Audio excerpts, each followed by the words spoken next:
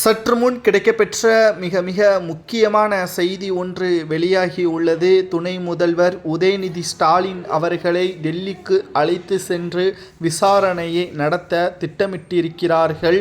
அமலாக்கத்துறை அதிகாரிகள் மற்றும் போதை மருந்து தடுப்பு அதிகாரிகள் இவர்கள் இருவரும் தற்பொழுது தமிழகத்தை குறிவைத்து உதயநிதியை விசாரணைக்காக அழைத்து செல்ல திட்டமிட்டிருப்பதற்கு காரணம் என்ன?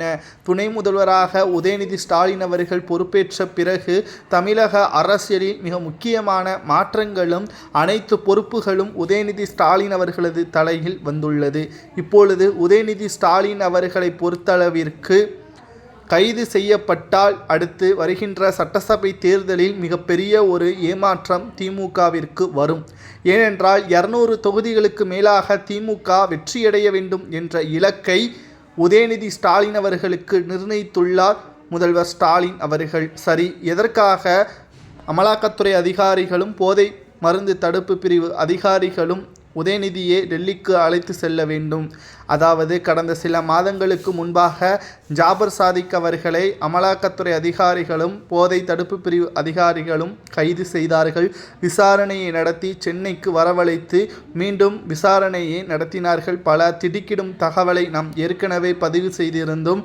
துணை முதல்வர் உதயநிதி ஸ்டாலின் அவர்களது மனைவி கிருத்திகா உதயநிதி இயக்கிய மிக முக்கியமான திரைப்படத்தை தயாரித்தது ஜாபர் சாதிக்கு தான். மங்கை மட்டும் என்ற திரைப்படத்தை இயக்கிய உதயநிதி ஸ்டாலின் அவர்களது மனைவி பல கோடிகளை சம்பளமாக பெற்றது மட்டுமல்ல, உதயநிதி ஸ்டாலின் அவர்கள் நடத்தி வரக்கூடிய அறக்கட்டளைக்கு பல கோடிகளை நிதியாகவும் வழங்கியுள்ளார். போதை மருந்துகளை மிக பெரிய அளவில் விரிவாக்கம் செய்த ஜாபர் சாதிக் அவர்கள் 2021 சட்டமன்ற தேர்தலுக்கு பிறகுத்தான் அவர் அதிக அளவு செய்திருக்கிறார் என்றும், அதுவரை அதிமுகவின் ஆட்சியின் பொழுது எந்த ஒரு தவறும் செய்யவில்லை.